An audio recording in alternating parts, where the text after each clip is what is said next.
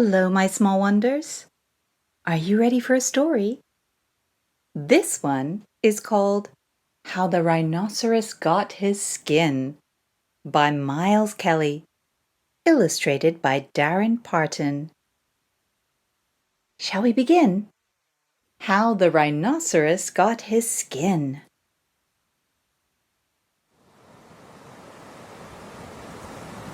Once upon a time, on a lonely island, on the shores of the Red Sea, there lived a man.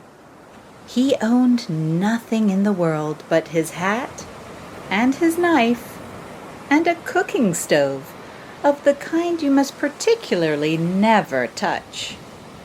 The man was very happy. He had nothing to worry him, except one rhinoceros who lived in the very middle of the island. He had a horn on his nose and 2 piggy eyes. In those days, the rhinoceros's skin fitted him quite tight. There were no wrinkles in it anywhere. He had no manners then, and he has no manners now, and he never will have any manners.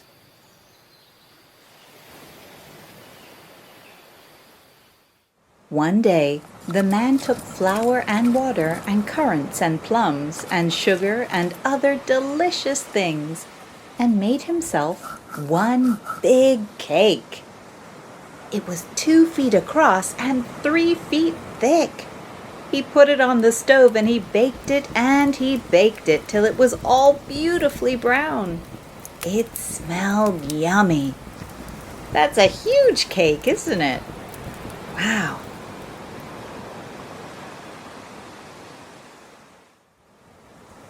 The rhinoceros smelled the delicious smell.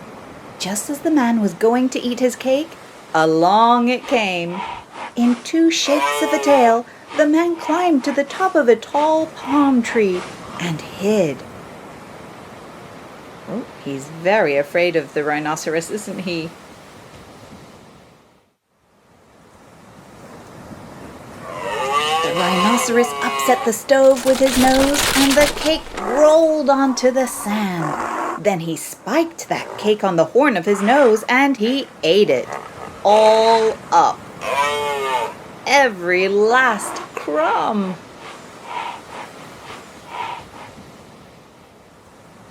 Then the rhinoceros went away waving his tail back to his home in the very middle of the island.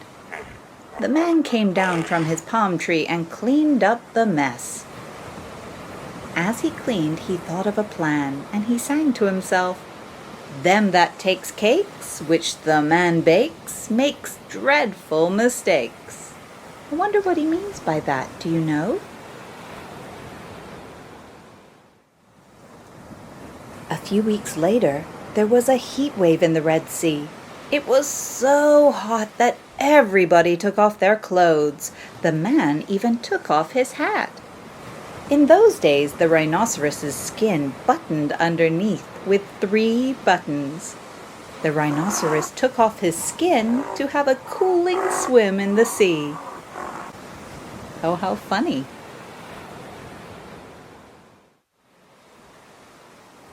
The rhinoceros did not say sorry to the man for eating his cake.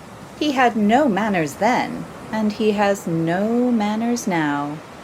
And he never will have any manners. Splash! He waddled straight into the water and blew bubbles through his nose, leaving his skin on the beach. But the man found the skin, and he smiled a big smile. Then he danced 3 times round the skin and rubbed his hands. I think he has a plan, don't you? The man filled his hat with crumbs. He had plenty because he never ate anything but cake, and he never swept out his camp. Then he took that skin, and he shook that skin, and he scrubbed that skin, and he rubbed that skin. At last it was as full of dry, stale, tickly cake crumbs and some burned currants as it could possibly be.